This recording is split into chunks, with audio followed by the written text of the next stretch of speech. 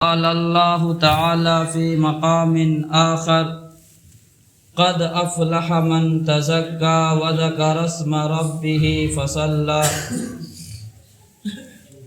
وقال النبي صلى الله عليه وسلم إن لكل قوم عيدا وهذا عيدنا أو كما قال عليه الصلاة والسلام اللهم صل على محمد وعلى آل محمد كما صليت على إبراهيم وعلى آل إبراهيم إنك حميد مجيد اللهم بارك على محمد وعلى آل محمد كما باركت على إبراهيم وعلى آل إبراهيم إنك حميد مجيد.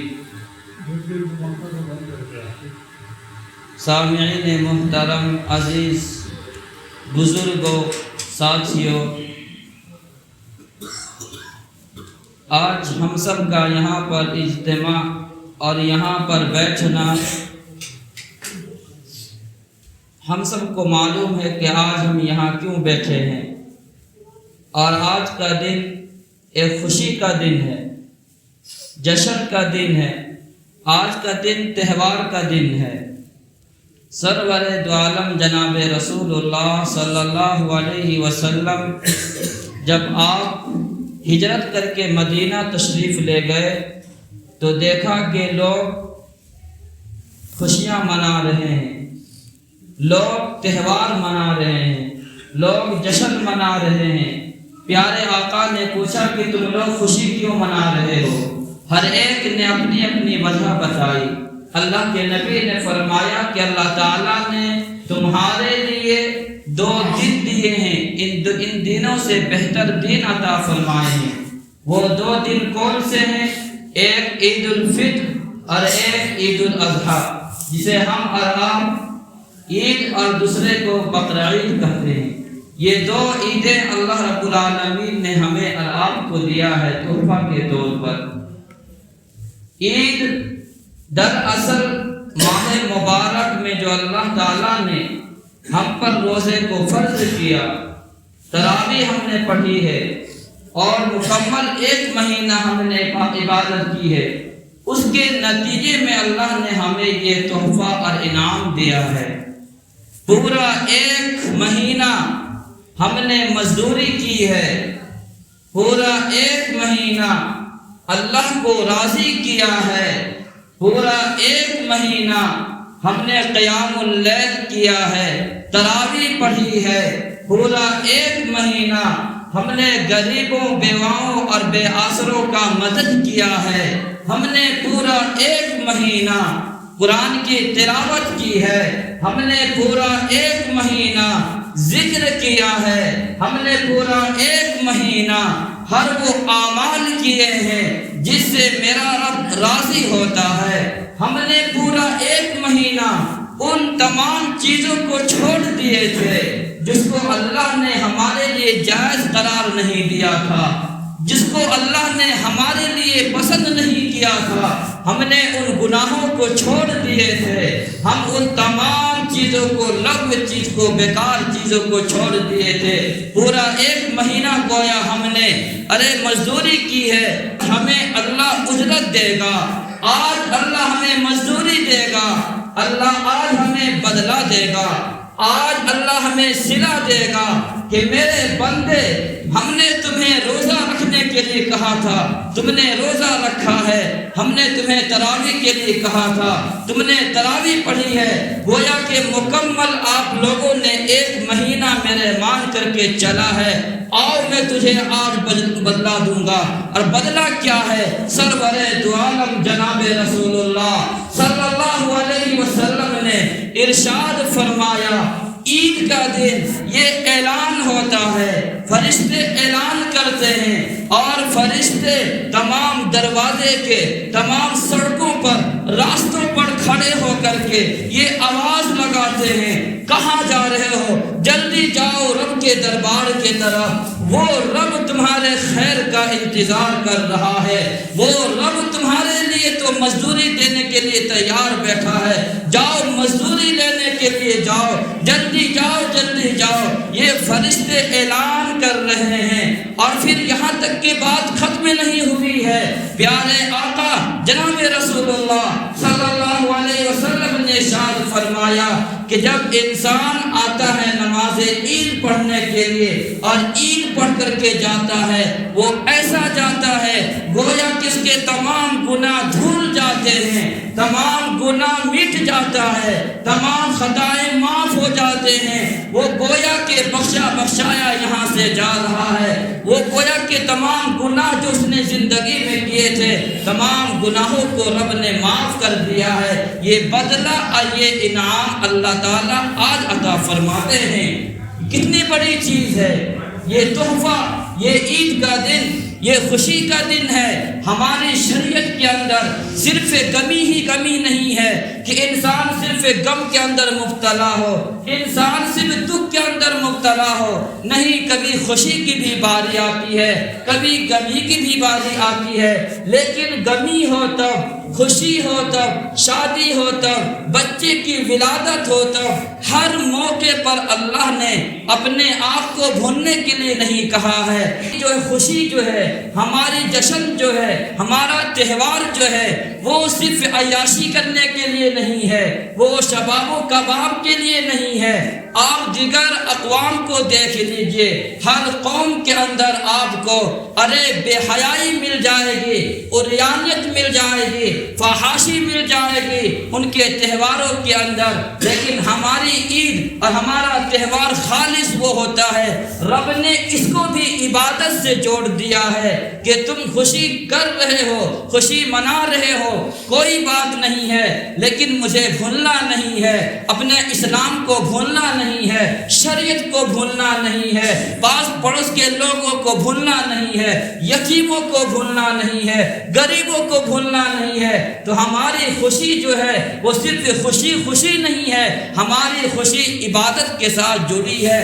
ہم خوش بھی ہو، ہم خوشی بھی منائیں، لیکن تو آج کا دن یہ وہ لوگ مبارکبادی کے مستحق ہے، وہ لوگ مبارکبادی کے مستحق ہے جس نے رمضان المبارک کا روزہ رکھا، وہ لوگ قابل مبارک ہے جس نے تراویح پڑھی ہے، وہ لوگ بابرکت ہے جنہوں نے قرآن کی تلاوت کی ہے، وہ لوگ مبارکباد کے مستحق ہے جنہوں نے زکوٰۃ ادا کی ہے، جنہوں نے صدقہ اور خیرات کیا ہے، وہ لوگ مبارکبادی کے مستحق ہے، اور جنہوں نے بلا کسی عذر کے روزہ نہیں رکھا ہے، میں ان کے لیے تعزیت پیش کرتا ہوں۔ حضرت عبداللہ ابن مسعود رضی اللہ تعالی عنہ صحابی رسول ہے، الترغیب و ترہیب میں ان کا معمول یہ تھا، وہ عید کے دن وہ فرمایا کرتے تھے جس نے جو ہے روزہ رکھا ہے اور جس نے تراویح پڑھی ہے اور جس نے عبادات کی ہے، میں ان کے لیے مبارکبادی دیتا ہوں اپنے طرف سے، اور جنہوں نے بلا کسی عذر شرعی کے روزہ نہیں رکھا ہے، میں ان کے طرف سے تعزیت پیش کرتا ہوں۔ تو میں صحابی رسول عبداللہ ابن مسعود رضی اللہ تعالی عنہ کی پیروی کرتے ہوئے ہم ان تمام بھائیوں کو، تمام لوگوں کو مبارکبادی دیتے ہیں جس نے ماہ مبارک میں روزہ رکھا ہے، تراویح پڑھی ہے، اور جنہوں نے بلا کسی عذر شرعی کے روزہ نہیں رکھا ہے، میں ان کے طرف سے تعزیت پیش کرتا ہوں۔ یہ صحابی رسول عبداللہ ابن مسعود رضی اللہ تعالی عنہ کا یہ سنت ہے، یہ طریقہ ہے۔ ہاں، جو لوگ عذر کی وجہ سے روزہ نہیں رکھے ہیں ان کا معاملہ الگ ہے۔ تو یہ آج کا دن جو ہے وہ عید جو ہے وہ خوشی کے ساتھ ساتھ جو ہے ہمیں یہاں سے بہت کچھ لے کر کے جانا ہے، چیزیں ہمیں اور آپ کو یاد رکھنی ہے۔ نمبر 1، آج کے دن اللہ تعالیٰ کا شکر ادا کرنا ہے۔ نمبر 2، اللہ تعالیٰ کی جو ہے شکر کے ساتھ ساتھ جو ہے اللہ رب العالمین سے توبہ اور استغفار بھی کرنا ہے، اللہ کی بڑائی بھی بیان کرنا ہے۔ قرآن کریم پارہ نمبر 2 سورہ بقرہ میں اللہ نے فرمایا، یرید اللہ بکم الیسر ولا یرید بکم العسر، فرماتا ہے اللہ تعالیٰ کہ ہم نے جو تم پر روزہ جو فرض کیے تھے، ہم نے جو تم پر روزے فرض کیے تھے، ہمارا مقصد جو ہے پریشان کرنا نہیں ہے، تنگی میں ڈالنا نہیں ہے، مشقت میں ڈالنا نہیں ہے۔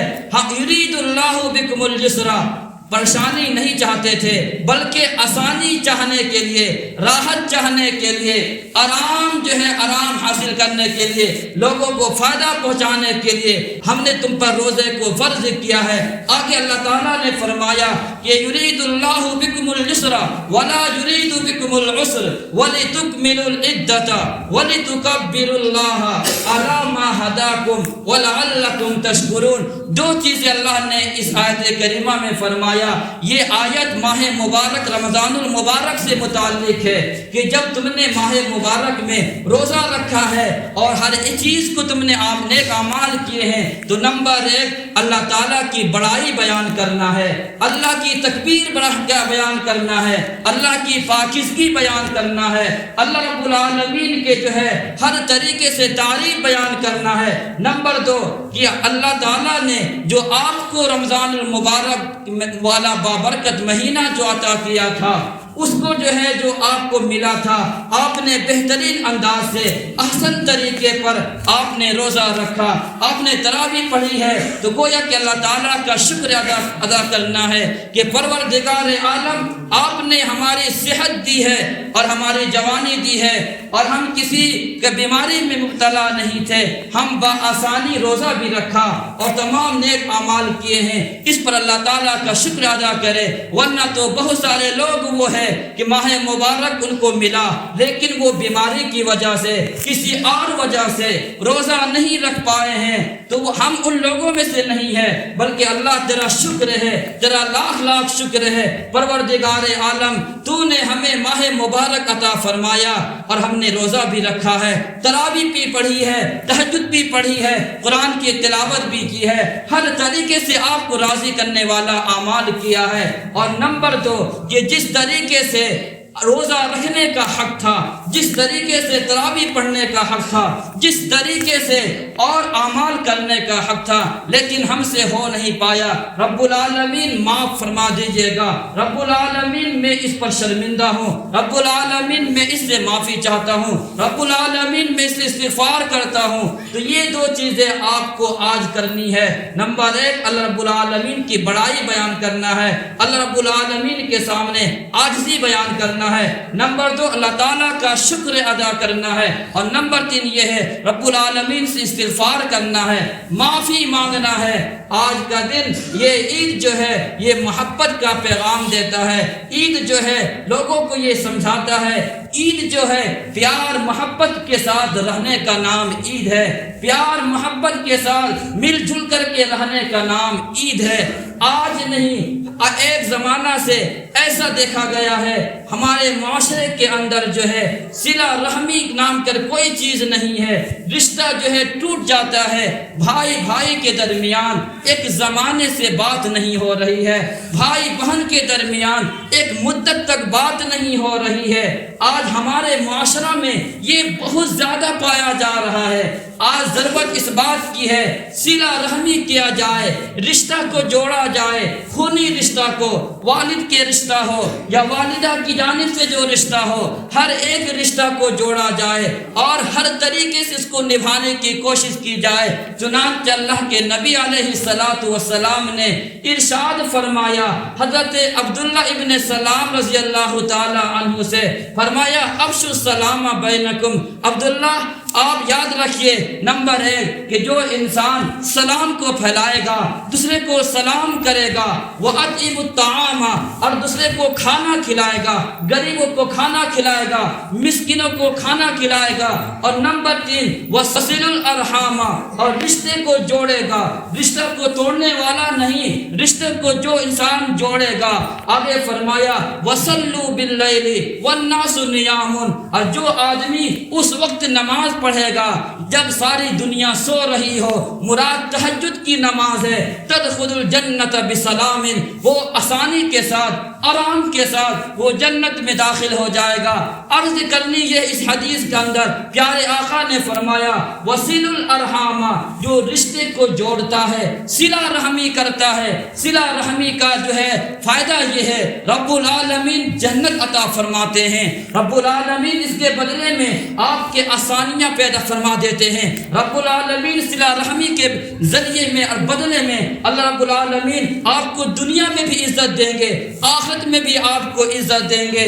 چنانچہ صرف رشتے کو جوڑنے ہی کی بات نہیں ہے، اور اس کا فائدہ اور کیا ہے، سنیے ایک اور حدیث سنیے۔ جناب رسول اللہ صلی اللہ علیہ وسلم نے ارشاد فرمایا آدمی کی کیا خواہش ہوتی ہے؟ آدمی کی دو ہی چیز خواہش ہوتی ہے۔ نمبر ایک انسان کی خواہش یہ ہوتی ہے کہ میں مالدار بن جاؤں، میرے مال کے اندر برکت ہو جائے، اور نمبر دو میری عمر بڑھ جائے۔ یعنی دو چیزیں جو انسان چاہتا ہے، نمبر ایک مال کے اندر برکت ہو، نمبر دو یہ ہے اس کی عمر بڑھ جائے، اس کی زندگی طویل ہو جائے۔ پیارے آقا نے فرمایا کہ صلہ رحمی کرے، رشتوں کو جوڑے۔ جو آدمی رشتے کو جوڑے گا پروردگار عالم دو فائدہ نصیب فرمائے گا۔ تو آج آپ سے عرض کرنی یہ ہے، آپ یہ نہ سمجھیے کہ اگر ہم جو ہے ہاتھ ملائیں گے ہماری موچ جو ہے نیچے ہو جائے گی، ہم کو برا کہیں گے، دنیا کچھ بھی کہے، لیکن آپ کو اللہ کی یہاں مقام ملے گا۔ آج آپ کو ہاتھ ملانا ہے، آج آپ کو آگے بڑھ کر کے اس سے گلا ملنا ہے، اور اس کو یہ کہنا ہے جو بات چیت بند ہے، جو بھائی بہن کے درمیان، بھائی بھائی کے درمیان، بھائی اور جو ہے چچا اور بھتیجے کے درمیان جو بات نہیں ہو رہی ہے، باپ اور بیٹے کے درمیان جو بات چیت بند ہے، گزارش یہ ہوگی آج آپ پہل پہل کیجئے، اس سے ہاتھ ملائیے۔ یعنی یہ نہ دیکھیے کہ ارے ہم چھوٹا ہے یا ہم بڑا ہے، لوگ کیا کہیں گے، ہماری ناک کٹ جائے گی۔ ناک نہیں کٹے گی، اللہ رب العالمین یہاں بھی عزت دیں گے، آخرت میں بھی عزت آپ کو عطا فرمائیں گے۔ آخری بات عرض کر کے بات ختم کرتا ہوں، صرف رشتے کو جوڑنے کی بات نہیں ہے، بلکہ انسان اپنے والد کے دوست کے ساتھ بھی اچھا معاملہ کرنا چاہیے۔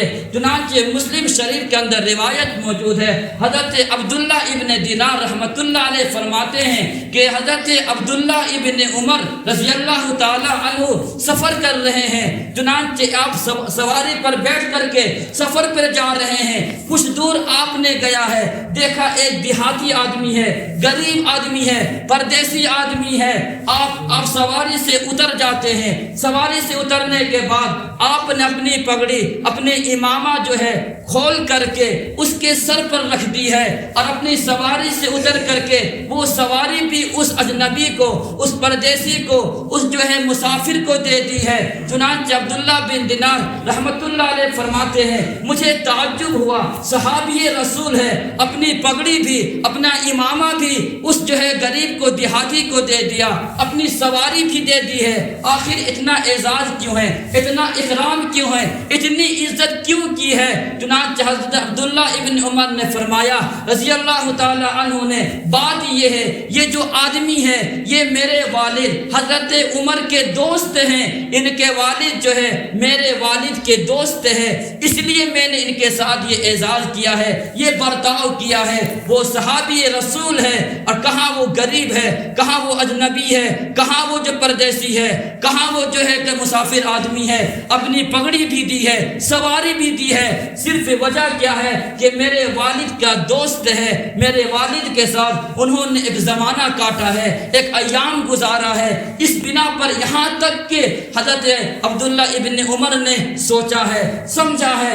آج ہمارے درمیان کیا ہے، بات بات پر بات نہیں ہوتی ہے، اور اس لیے گزارش یہ ہوگی آج عید کا دن ہے، پیغام یہ ہے، سبق یہ ہے، درس یہ ہے کہ ہمارے اور آپ کے درمیان جس کے درمیان بات نہیں بن رہی ہے، بات کو بنایا جائے، رشتوں کو توڑنے والا نہیں، رشتوں کو جوڑنے والا بنا جائے۔ جو انسان رشتوں کو جوڑتا ہے عام حالات میں جھوٹ بولنے کی اجازت نہیں ہے، شریعت جھوٹ بولنے کی اجازت نہیں دیتی ہے، لیکن چند مواقع ایسے ہیں انسان جھوٹ بھی بول سکتا ہے۔ ان میں سے ایک یہ ہے، دو آدمی ہے، دونوں کے درمیان بات نہیں بن رہی ہے، کوئی انسان اس کے پاس جاتا ہے، اس کے پاس جا کر کے کہتا ہے فلاں آدمی تو آپ کے بارے میں اچھائی سے یاد کر رہا ہے، آپ کی تعریف کر رہا ہے۔ پھر جب اس کے پاس گیا، فرمایا کہ وہ آدمی تو آپ کے لیے اچھی باتیں سوچتا ہے، آپ کی تعریف کر رہا ہے۔ اس طریقے سے دونوں انسان کو ملا دیتا ہے۔ وہ انسان بہت بڑا انسان ہے،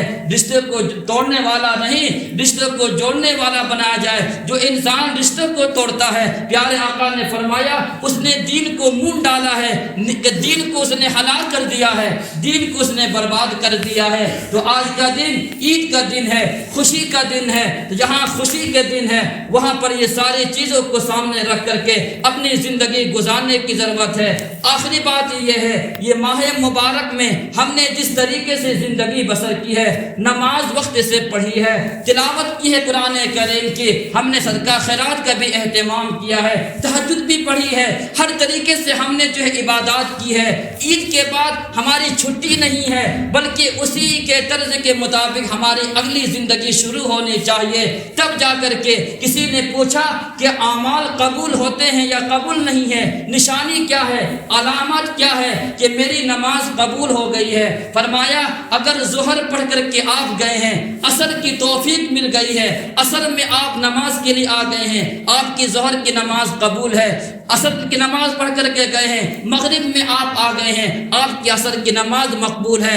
تو یہ علامت، یہ پہچان ہے۔ اگر ہماری زندگی عید کے بعد اسی نہج پر ہوگی جس طریقے سے ہم نے ماہ مبارک میں گزارا ہے، تو ہماری جو ہے ماہ مبارک کے اندر کامیاب تھے، ہمارے تمام اعمال مقبول ہوں گے۔ ورنہ اگر منمانی زندگی بسر کریں گے تو یہ سمجھا جائے گا ماہ مبارک میں ہم نے جو تراویح پڑھی ہے، جو روزہ رکھا ہے، جو تلاوت کی ہے، وہ بیکار اور ضائع ہو گئے ہیں۔ اس لیے اپنی زندگی کو یہ نہ سمجھے کہ عید کی نماز پڑھنے کے بعد ہم سے نماز جو ہے وہ چھوٹ جائے، ہم سے تلاوت چھوٹ جائے۔ ایک ہی صورت ہو، ایک ہی رکوع ہو، ایک ہی صفحہ ہو، ہر دن قرآن کریم کی تلاوت کی جائے، حسب معمول نماز پڑھی جائے، انشاءاللہ تب جا کر کے ہمارے یہاں بھی بہتر ہوگی، وہاں بھی بہتر ہوگی۔ اللہ رب العالمین ہمیں بھی اور آپ کو بھی عمل کی توفیق عطا فرمائے۔ نماز عید پڑھنے کا طریقہ سن لیجئے، کیونکہ سال میں ایک مرتبہ آتا ہے، بہت آسان طریقہ ہے، کوئی مشکل نہیں ہے۔ پہلا جو ہے انسان نیت کرے۔ نیت جو ہے عام طور پر لوگ زبان سے کرتے ہیں، تو اس طریقے سے زبان سے کر سکتے ہیں۔ نیت کرتا ہوں 2 رکعت واجب جو ہے عید الفطر کی 6 زائد تکبیروں کے ساتھ واس میرا کعبہ شریف کی طرف اللہ اکبر۔ یہ نیت زبان سے بولنے کی ضرورت نہیں ہے، اصل نیت دل کی ارادہ کا نام ہے۔ ایک آدمی وہاں سے چل کر کے مسجد کیوں آیا ہے؟ ظاہر سی بات ہے نماز پڑھنے کے لیے آیا ہے، یہ نیت کافی ہے۔ نیت کرنے کے بعد جو ہے ثنا پڑھنا ہے، ثنا پڑھنے کے بعد 3 زائد تکبیر کہے جائیں گے، 2 میں جو ہے ہاتھ چھوڑ دینا ہے، تیسرے میں ہاتھ باندھ لینا ہے۔ 1 رکعت مکمل ہو گئی۔ دوسری رکعت میں یہ ہے کھڑے ہونے کے بعد سورہ فاتحہ اور کوئی سورت کا ملایا جائے گا، اس کے بعد رکوع میں جانے سے پہلے 3 مرتبہ زائد تکبیر کہی جائے گی، تینوں مرتبہ ہاتھ چھوڑ دی جائے گی، چوتھی تکبیر اللہ اکبر کہا کر کے رکوع میں چلا جائے گا۔ اس طریقے سے نماز پڑھ جائے گا۔ نماز کے بعد دعا ہوگی، دعا کے بعد خطبہ، خطبہ کے بعد تمام لوگ اپنے گھروں کی طرف چلے جائیں گے۔ اللہ رب العالمین عمل کی توفیق عطا فرمائے۔